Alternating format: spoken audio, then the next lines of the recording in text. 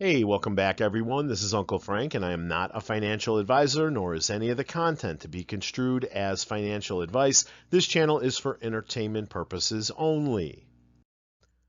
Stocks hold steady as world awaits Fed decision. Stocks finished close to where they started Tuesday as investors expressed uncertainty over the size of the Fed Reserve's expected rate cut, which is scheduled to be announced Wednesday at the conclusion of the widely anticipated policy meeting. The Dow, the S&P lost about 0.2%, reversing momentum from earlier in the day when they were at near record levels. The Nasdaq, meanwhile, finished just above the flat line. Don't forget, we get the rate decision at 2 p.m. Eastern Time today, and then at 2:30, Fed Chair Jay Powell's press conference. At the time of this recording, all the futures are in the green.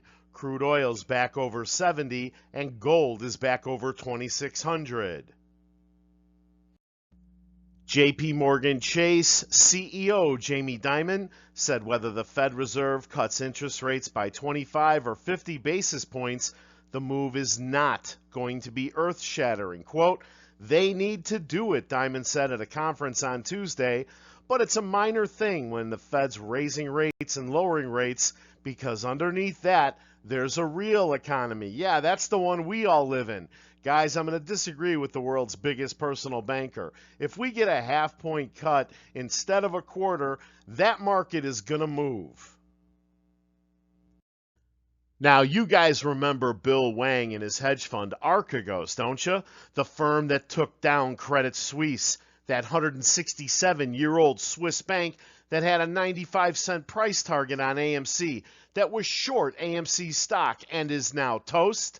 Then they took Billy to trial, and AMC and GME were barely mentioned. He was convicted, and then a judge scheduled sentencing for October 28th, and Wang faces up to 20 years in prison for each charge, meaning he could spend the rest of his life behind bars. And then Uncle Frank made a video saying they'll probably give him a sentence reduction if he keeps his mouth shut instead of ratting out Wall Street bad actors. Well, guess what? The U.S. Justice Department just reopened a probe of the banks that collectively lost billions of dollars in the collapse of Wang's investment firm, mere months after scoring a conviction against him for deceiving those very same firms. Investigators are zeroing in on how Wang's lenders unwound more than $150 billion in bets placed by his family office, Archegos, and if there was any collusion. Stay tuned. Frank Nez published this article just 2 days ago. AMC short interest has now doubled this year to date, signaling sellers have begun to participate in the prominent meme stock again. Last year, sources reported AMC short interest at 7.8%. Today, Fintel is reporting the short interest at 15.09%, nearly double. I went to Fintel to check it out, and it turns out the short interest ratio is also elevated to 8.95 days to cover. There's the hourly chart on AMC, including pre-market and after-hours sessions. I've got Max Payne at 5 for that September 20th expiration date. AMC closed at 482, losing 3 cents or 0.62%. At the time of this recording, it is elevated 2 cents pre-market. AMC's new board member hails from Bally's Corporation. Is there a chance AMC is getting into the gaming and gambling business, or is Bally's getting into the theater business? Or maybe we're just throwing more money away on board members that do nothing but sell our stock. Stay tuned. Frank Nez is on fire lately. Another article from the 16th. FINRA CEO Robert Cook is now under pressure on the MMTLP case, with investors urging trading to commence next month.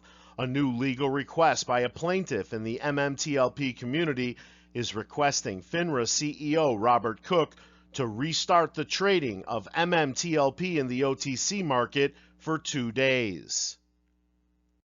And from 5 o'clock this morning, Galmed Pharmaceuticals, symbol GLMD, skyrocketed nearly 300% in a single day after regaining NASDAQ compliance, driven by a powerful short squeeze.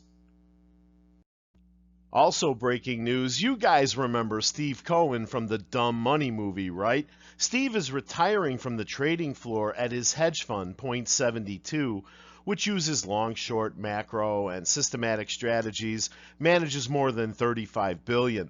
The firm is planning to launch a separate artificial intelligence-focused hedge fund to capitalize on the boom. Hey, Steve, maybe you and Bill Wang could trade from prison together someday. And speaking of prison, criminal charge against outspoken short seller unsettles Wall Street. Andrew Left is fighting a range of criminal and civil charges related to his trading practices, and other investors who make money by betting on a decline in stock prices are watching closely. You better.